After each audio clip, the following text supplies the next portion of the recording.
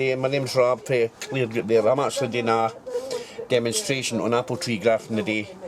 The first thing you have to do is make sure your tools are sterile, clean. I use methylated spirits, but you could use bleach or surgical spirits or anything. Always make sure your tools are clean and sharp, especially sharp, because ragged wounds let disease in. Right, I've just done my knife now, so I'm going to do the secators, especially the blades and the cutting edge there. Got to be doing that, So always make sure they're sharp. Just nice edge on your blade there. I usually use my thumb as an indicator, so I've got dry skin, you see. See? That's fine, that's it. So just in a few minutes we're going to get the rootstocks out and the scions there, and I'm going to do a wee demo for you. Right, this is what you call a rootstock. Most people used to think that when you planted an apple seed it grew, but it doesn't. Apples grow badly in their own roots, so to keep them wee, you have to graft them onto a different one. These are grown individually or in groups, right, and they're numbered. This one is M9, so this will grow to a height to about, say, about 8 feet. About 8 feet. That's at maturity. And it's actually semi-dwarfing. There's M9, there's a few larger ones than that, but this is Malin 9 anyway. So what I'm going to do is, that to about there, and to do the graft, you have to match the cambium. That's just under the bark there. Make sure that matches with that. That's a scion. This is a variety named Red Devil. Red Devil. So, I'm going to do, wash the fingers. I'm going to slant and cut like that. See, there's the cambium right under the bark there. Make sure it's slanting. Right under there, see? This is a scion. Leave about 5 or 6 buds on it. Always cut there at an angle, like that. Always slope away for the bud. Do that when you're pruning fruit trees actually. Always prune away. Make sure it's clean. Right, the graft I'm going to do is called a whip and tongue. Whip and tongue graft.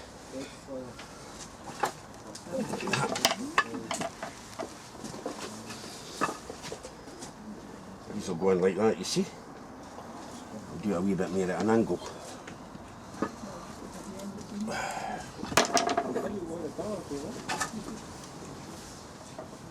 that.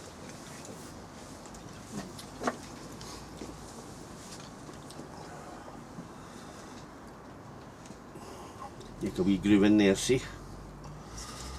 Let's go with the recipient. This one. That's the rootstock.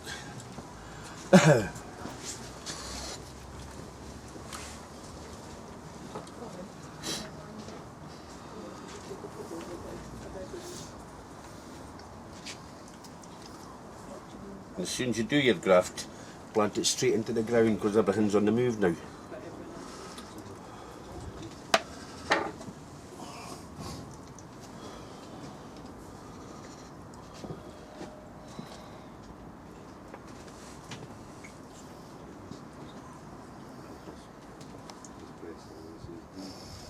Always make sure that the cambium layers match. See, that's some joint now. See? What you do, you bind it with tape. Just to seal it up, save it for drying out.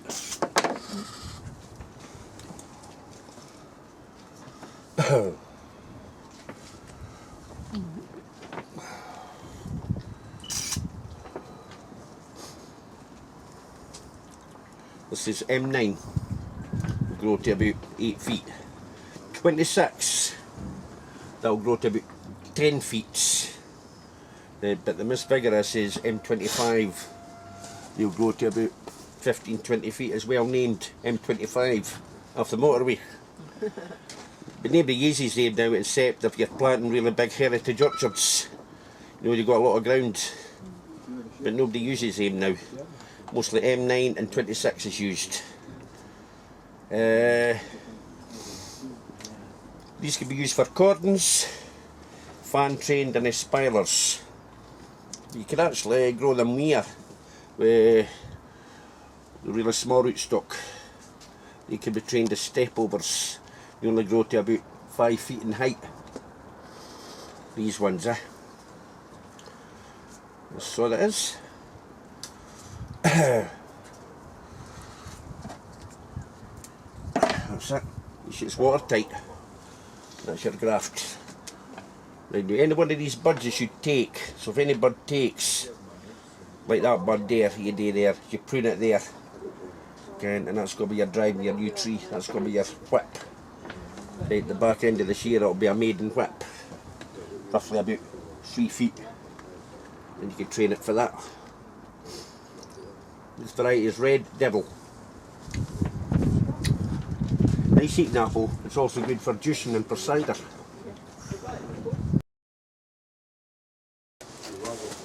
I'm going to do this one on a slightly larger stock maybe. This is 26. M26. That's M9, that one. That's slightly larger. This one. I'm going to do a saddle. Come round the front a bit. So you see your tools are clean. Camera in this. If anyone was here a few weeks ago and wants to actually have a go, we can do that. But I know some of you weren't, so you haven't had the demonstration. But if, like Jim and Bob, and Colin, if you want to actually have a go, we've got all the. You can do it outside if you want. If you remember everything. Yay! It's basically a V, see? Well, a point. Are you doing a saddle? Saddle. Try this one, right? Right, this is the same one. Red Devil. That one's M9. This one's M26. That's be slightly larger, this one. So when you have to watch your fingers, right? You're doing this one,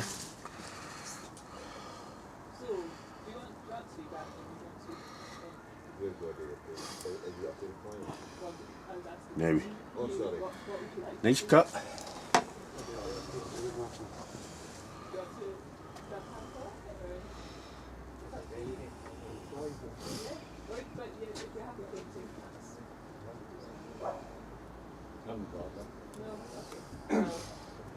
That's a nice one, isn't it? Yeah. That's it. I'll get all the bits and bobs out. That's the saddle. Is it important to do it on a day that's dry? You know how when we prune? Dry weather, yeah. Because it was really heavy rain and water gets into it there, it might. There could be spores in there. Yeah. No canker and stuff like that, so you're better doing it in a dry atmosphere.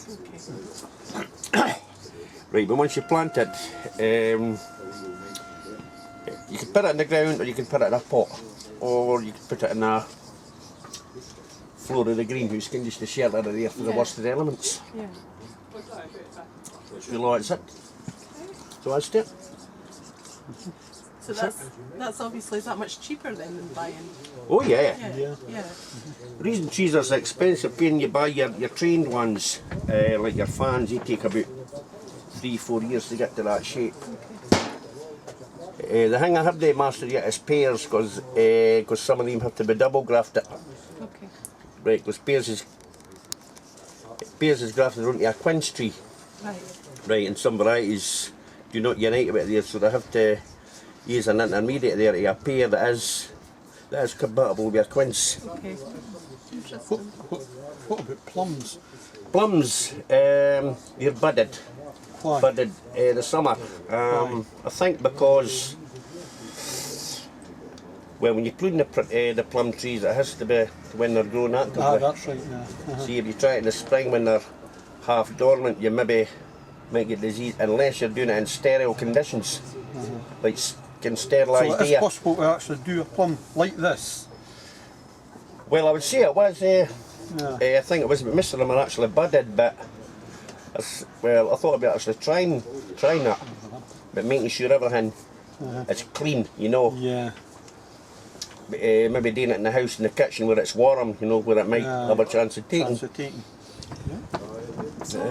So Ralph, the only time that you do this is you do it when the tree's dormant but about to come back into life. Is that right? When they're ready to start into life, it's usually about the middle of March, but we've had much of a mild winter. Okay. Right, they've not been really dormant. They're Right. only half asleep, but you get a really hard winter when they go into a deep dormancy. Which you maybe noticed there, the buds, like a few of the buds were breaking through in February. But when we got the cold spell, like you check your trees, the buds retracted back in. Oh wow. So they seem to know. Yeah. Really no mystery to it there. I mean, grafting's been getting done for thousands of years. But you wouldn't graft in the middle of the summer, would you, or anything? No, somebody did actually ask Andrew, and he says it would be possible to do it. But not. Can I jump in here as well? There's a renowned gardener called Bill Duncan, and he advocates waiting until the what do you call it? The rootstocks actually putting the sap up. Right, aye. So it's got leaves on it, then doing it with that. I should have actually been up to get some of the sticks off Bill. What he does is he does the side, just split it down. bring Side the veneer. Side veneer and doing that way. He's always done it that way, and he says he's had it 100%. But again, I've done this as well and had near 100%. Yeah. You always get some failures, Yeah, you know. oh, You always aye. do. Oh, yeah. But it's when you see the guys in, you know, doing it, the East Marlin, you know, right when they're doing it in the fields there. I mean, there's a whole row of them, and you watch these guys with these knives, I mean, chop, chop, chop, and shoving it in and all the way. I mean, these guys are good, like they've been near masked, they've been doing it for Years and years. years, you know. I mean, I'm just relatively A hobbyist. a hobbyist. 2012.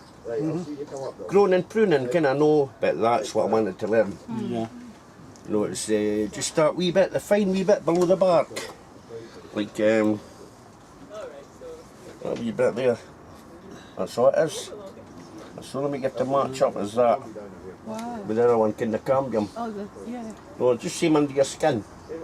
You cut your finger a wee bit, you get blood vessels. Yeah. That's what that is. The tree's blood vessels. Right, and it goes out the way. That's it, so when that's where you get your rings, over the years that sort of swelling out and swelling out and swelling out. Maybe when the graft does take, this should split, and you'll actually see the callus round about all the round about all the round about the joint. Okay, well thank you. Well done. Hey!